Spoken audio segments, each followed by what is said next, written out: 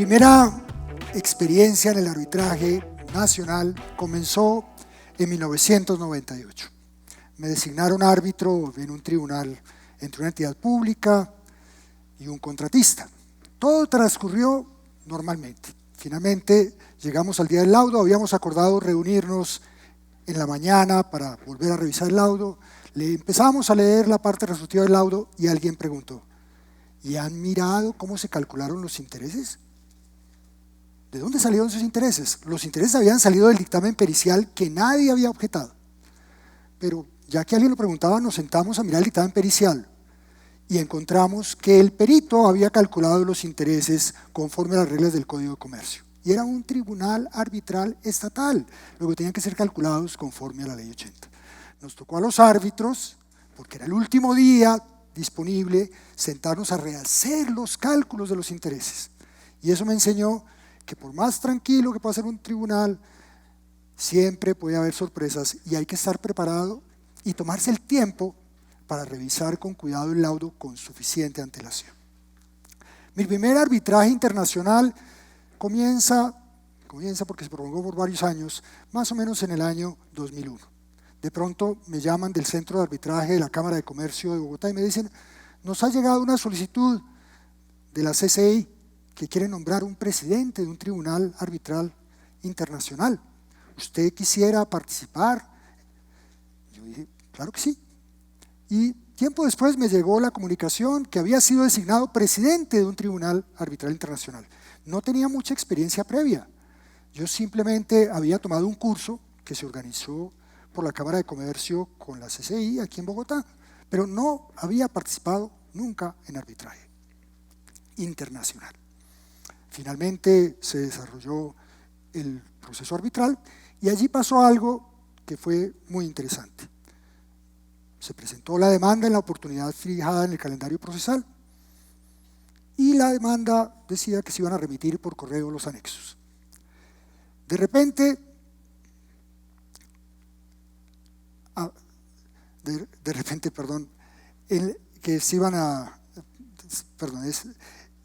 se comienza la audiencia de ese tribunal, es lo que iba a decir, perdón la interrupción.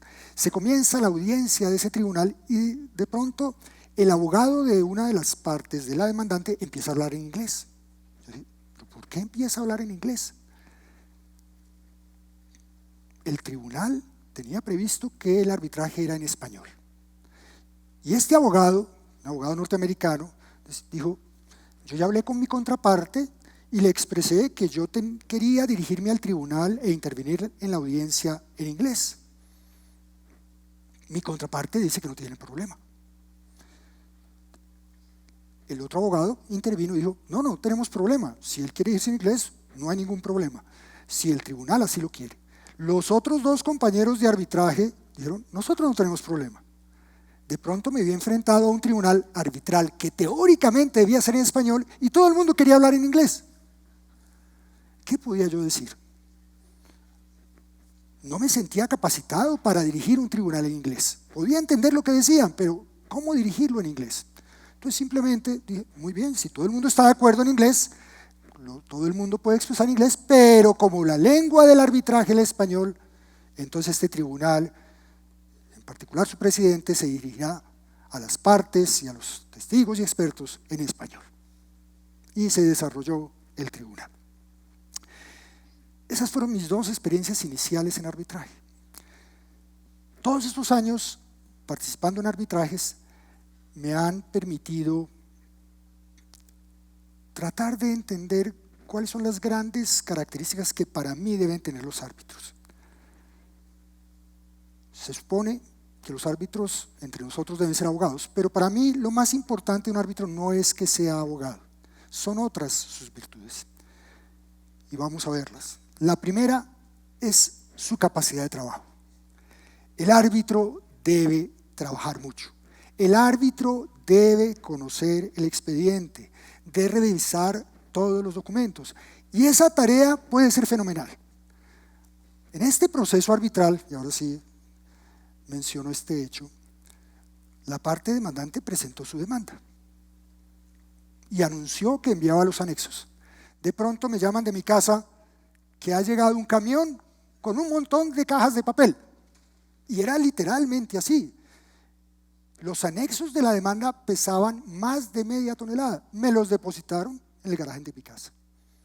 Y después, obviamente, el demandado no podía quedarse quieto. Y obviamente hizo honor, y cuando llegó la contestación de la demanda y sus anexos, era otro camión.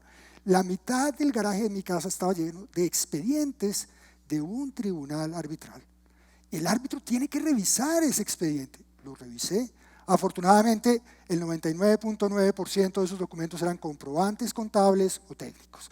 Trabajo para los peritos, pero el expediente era monstruoso. Y es peor hoy en día, porque si uno mira los expedientes hoy, se encuentra 10 memorias USB llenas de documentos, 3 o 4 discos duros.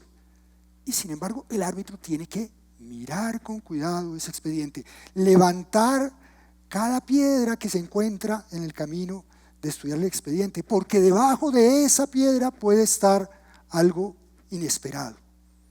Puede estar la prueba de que una de las dos partes tiene la razón. Además, no les puede creer a las partes, porque las partes siempre van a citar el documento que les sirve y de pronto solo la línea, cuando todo el resto del documento puede decir otra cosa. El árbitro tiene que revisar cada documento, cada declaración, porque además, y eso es lo que he vivido y posiblemente algunos de ustedes también, cuando sale el laudo y no le conviene una parte, esa parte empieza a buscar en el expediente documentos que ella nunca invocó, y de pronto el recurso de anulación se presenta diciendo, es que aquí había este documento y ustedes no tuvieron en cuenta. Omite decir que nadie más lo mencionó nunca en la vida y que ese documento era un anexo de un anexo de un anexo, pero estaba el documento y a ella le parece que ahora sí se volvió importantísimo. Entonces el árbitro tiene que recorrer todo el expediente y trabajar cuidadosamente revisando todos los elementos del expediente. La segunda gran virtud que para mí debe tener un árbitro es el respeto por las partes. Las partes le han confiado a los árbitros decidir su controversia. Es algo muy preciado para ellos y el árbitro entonces debe tener el cuidado de oír sus argumentos, analizarlos, sopesarlos. Cuando va a hacer el laudo, el árbitro debe tratar de contestar cada uno de los argumentos de las partes.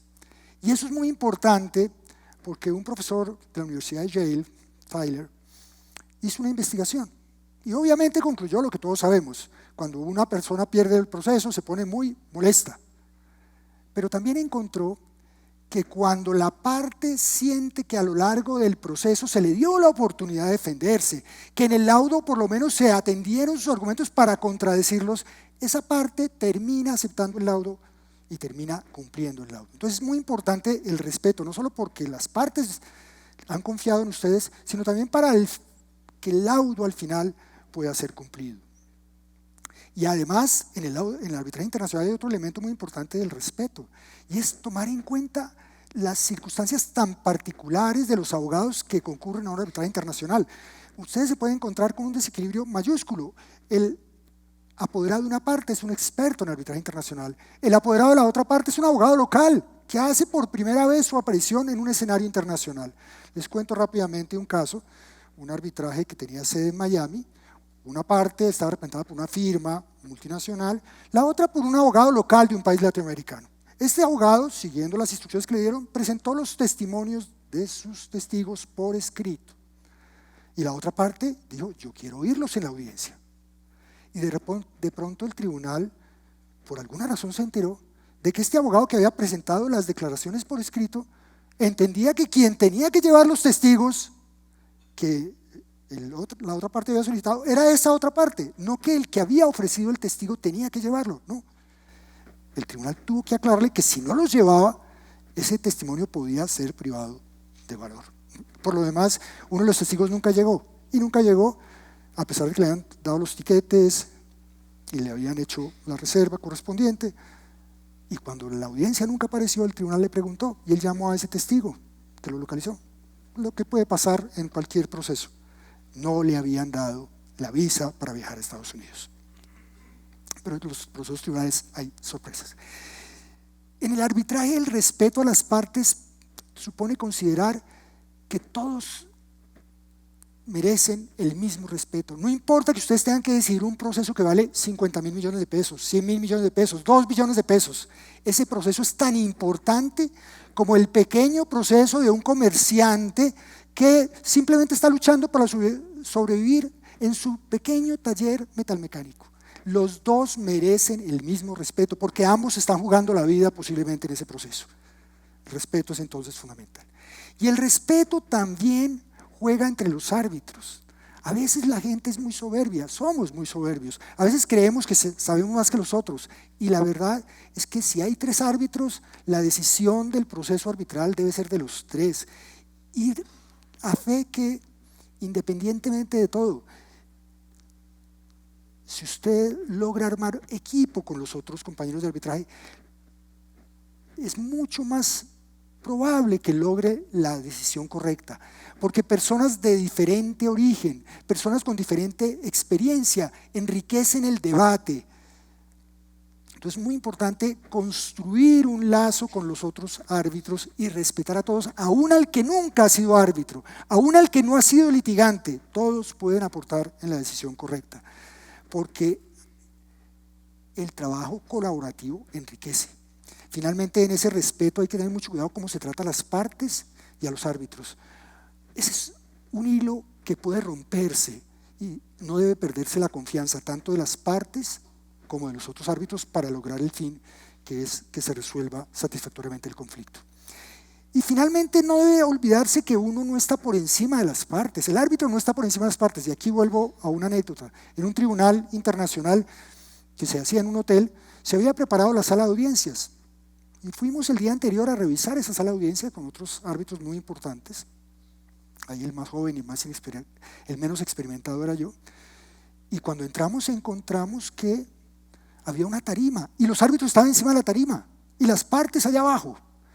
Y el árbitro más experimentado dijo, eso no es posible. El arbitraje no corresponde a esa idea de los jueces solemnes con togas. No, los árbitros son particulares a quienes las partes le dan confiado la solución del litigio. Los árbitros no deben estar o sentirse por encima de las partes. Van a resolver el conflicto. La tercera característica que debe tener un árbitro es la imparcialidad. Y parece obvio. El árbitro debe ser imparcial, no debe estar incluso una causal de recusación, debe haber hecho las revelaciones que corresponden. Pero cuando hablo de imparcialidad quiero hacer referencia a otra idea. A la imparcialidad genuina, a la imparcialidad de espíritu. El árbitro debe estar abierto a todo lo que le digan las partes, debe oír a las partes, reflexionar sobre lo que dicen las partes, no tener preconceptos. Es que es muy fácil para una persona decir, es que esta demanda tiene razón. No, en mi opinión eso no se debe hacer. Debe darle toda la oportunidad a la parte de exponer y convencer al árbitro de su tesis. Casi que el árbitro no debe adoptar una decisión sino después del proceso. Lo primero son impresiones, pero nunca pensar que esa es la decisión correcta hasta que no ha habido la posibilidad de explorar todas las posibilidades que plantean las partes y que finalmente llegan a una solución correcta. Finalmente, el árbitro tiene que tener pasión. Y eso sí parece evidente para todos. Si no hay pasión, uno no hace las cosas bien. Y aquí lo que quiero es transmitirles por qué creo yo que uno debe sentir pasión por el arbitraje. Tal vez desde mi punto personal puedo estar equivocado. Lo primero, porque la sociedad humana se funda en la colaboración y la confianza. Y para que haya colaboración y confianza, los conflictos se deben resolver rápida y adecuadamente. Si no hay resolución rápida de conflictos, la colaboración se acaba. Lo segundo es que desde mi punto de vista muy personal, el arbitraje permite aplicar el derecho como a mí me gusta. Yo hace días conversaba con un abogado que es abogado litigante y él me decía, yo prefiero ser abogado litigante que árbitro. ¿Por qué? Muy sencillo. Si yo soy abogado litigante, yo ya tengo definida la posición. Yo lo único que tengo que hacer es sentarme a pensar cómo convenzo a los árbitros de que mi posición es la correcta. Como árbitro tengo un problema de primero definir quién tiene la razón, me parece mucho más difícil. A mí, por el contrario, me parece mucho más interesante la posición del árbitro porque me permite aprender el derecho, que debo estudiarlo todos los días, que debo trabajarlo todos los días, y me permite encontrar una gran riqueza en el derecho. Y además, porque la solución de conflictos es muy importante para el desarrollo económico y para el desarrollo de los contratos. Aquí simplemente quiero hacer referencia a una pequeña obra que ustedes conocen, Sapiens, de Harari. Cuando él explica cómo se desarrolló el capitalismo, y él señalaba por qué España decae después de ser la potencia mundial, y en cambio Holanda, que era una porción minúscula del imperio español, porque eran los Países Bajos, era un país minúsculo, se convirtió en una potencia económica. Y la explicación de Harari es muy sencilla. España pedía prestado y no lo pagaba los empréstitos. Los jueces no condenaban al rey. ¿Cómo iban a condenar al rey si el rey estaba por encima del juez? En cambio, en Holanda siempre se pagaban los empréstitos. Los jueces hacían cumplir los contratos. Entonces, por eso es que me parece tan importante la labor de los árbitros, porque es fundamental para el funcionamiento del sistema social y económico. Finalmente, el arbitraje me parece interesantísimo porque permite aprender muchas cosas, desarmar muchas cosas. Aprende uno de relaciones sociales, pero aprende también de otras muchas materias. En materia de relaciones sociales, ustedes van a descubrir o han descubierto que muchas veces detrás de un conflicto jurídico hay un conflicto humano, y es muy importante conocerlo cuando es eso lo que detona el conflicto. Y aquí cuento una anécdota de un tribunal de construcción aquí en Bogotá, un contrato que se desarrolló de una manera muy tranquila durante mucho tiempo, y de pronto todo se volvió un conflicto. Finalmente eso llegó a un tribunal arbitral y el tribunal resolvió el conflicto. Tiempo después me dijeron, no, es que la explicación de ese proceso es muy sencilla. Cuando se inició el contrato de construcción, la gerente de la empresa que había encargado la construcción y el ingeniero de la empresa constructora tenían una relación sentimental. El contrato funcionó muy bien, porque todo se resolvía, pero cuando se rompió la relación sentimental, se volvió un desastre, y es exactamente la fecha en que todos los conflictos aparecieron. Y lo mismo pasa cuando hay arbitrajes en materias familiares. En problemas de familia siempre aparece el recuerdo por allá lejano de que el niño le pegó a la niña, y ese rencor a veces sobrevive y se vuelve gravísimo cuando hay una herencia de por medio. Entonces me permite aprender mucho del ser humano, de cómo es de complejo el ser humano, y tratar de resolver también esos conflictos importantes. A veces el árbitro es el que logra resolver un conflicto que lleva muchos años cocinándose y que finalmente permite apaciguar una familia. Y finalmente porque uno aprende de todo. Aprende cómo se construye una refinería, aprende cómo se construye un puente y cómo se caen los puentes, porque se nos ha vuelto una costumbre aquí en Colombia que se caigan los puentes. Aprende cómo se comercializan bebidas, cómo se producen bebidas, es decir, aprende muchas cosas. Por eso los invito a que realicen este viaje al arbitraje, haciendo énfasis en lo que yo creo es muy importante: trabajo, respeto, imparcialidad y pasión. Porque estoy seguro que en ese viaje al arbitraje ustedes van a realizarse y además van a contribuir de forma muy importante a la solución de los conflictos y al desarrollo social. Muchas gracias.